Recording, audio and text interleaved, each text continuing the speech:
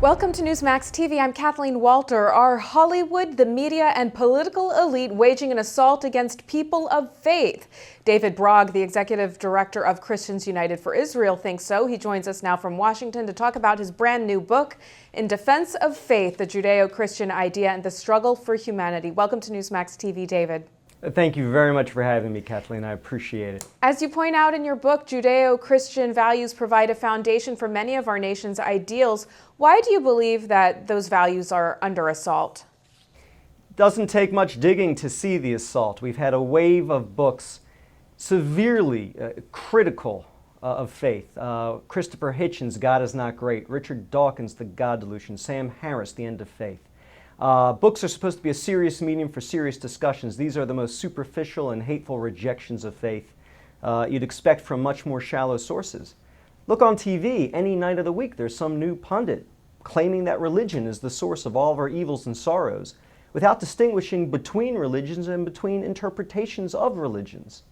And finally, there's Hollywood. When's the last time you have seen a serious Christian or Jew as the hero of a film instead of the villain or the crazed maniac? This is a serious, consistent drumbeat, and I'm afraid it's taking a toll on our society. Now, it's interesting to note that President Obama has stopped referring to our First Amendment right of freedom of religion, calling it instead freedom of worship. What kind of message do you think that sends? Well, in isolation, I might not be terribly concerned about it, but when combined with other things, I think we're seeing a worldview that doesn't value our Judeo-Christian tradition as a unique source of our values, of our humanity, of our compassion. It's, to me, another example of the insidious relativism that has infiltrated our colleges, universities, media, and political elite. All I'm saying is that the Judeo-Christian tradition has been the source of the West's love, compassion, morality, everything we value. In fact, everything the atheist critics of faith value comes from this source. We need to recognize that, understand that, and respect that, whether you're religious or not. Now, what role do you see the Tea Party playing in faith and politics? Because some progressive Christian leaders have come out saying that the political views of Tea Party advocates are not Christian. What is your take? Well, the Tea Party, like any movement, is much broader and more diverse than its critics might claim. I know for a fact so many of the people involved in the Tea Party are people of deep faith, people who stand firmly for Judeo-Christian principles, church-going, synagogue-going people. And they simply believe in a limited government, a role for personal responsibility, and they're trying to preserve that. That being said, I'd like to see people of faith take a greater role in the Tea Party.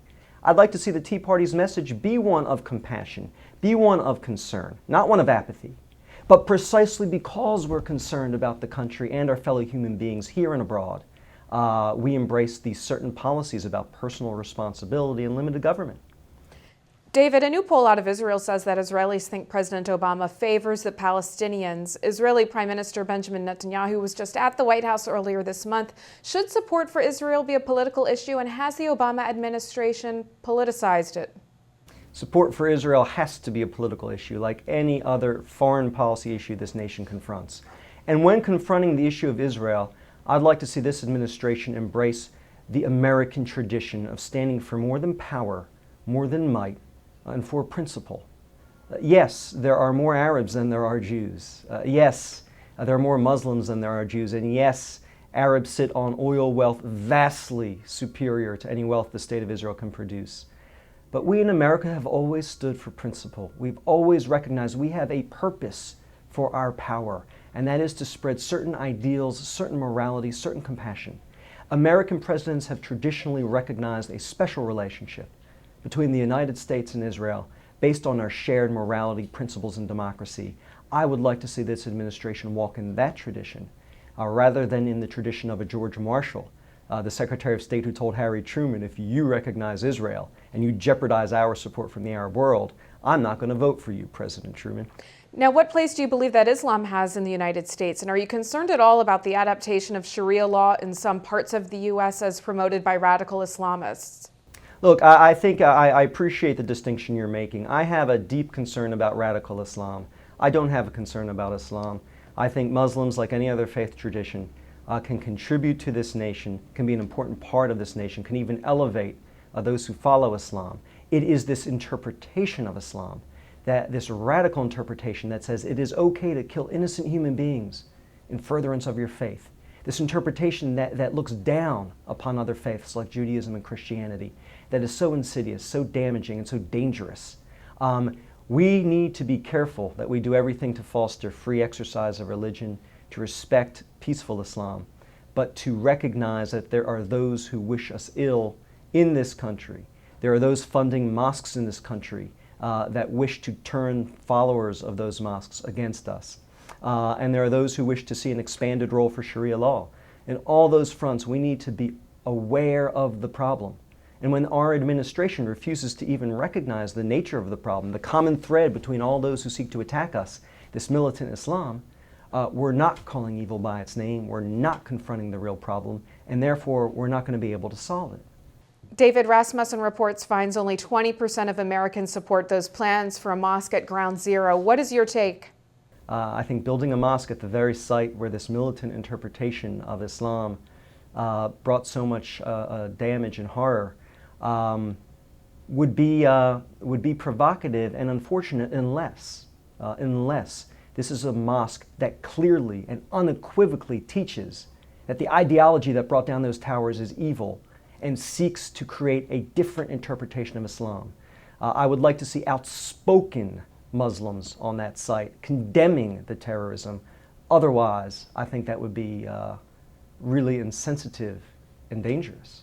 Now, earlier this year, we saw Franklin Graham of Samaritan's Purse disinvited to the National Day of Prayer event at the Pentagon. Americans are more polarized politically than ever before, or at least in recent memory. Why do you think that the Obama administration, which had hopes of bridging partisan differences, has seen those differences expand?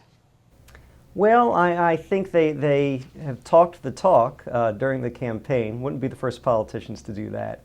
But what we've seen while governing is this intolerance of divergent views, an intolerance towards those of us who see this Judeo-Christian tradition as the unique source of our values and our goodness in the West.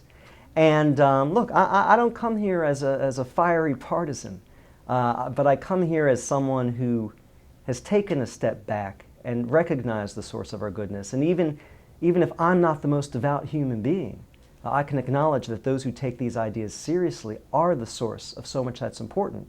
I would ask the same of our administration. You might not be devout, you might have a different perspective on life, but don't erode the foundations of our goodness, don't erode the foundations of our morality.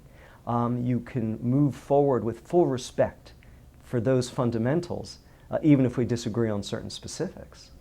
The book is In Defense of Faith. David Brog, congratulations on the book, and thanks so much for joining us. Thank you, Kathleen. And thank you for watching Newsmax TV.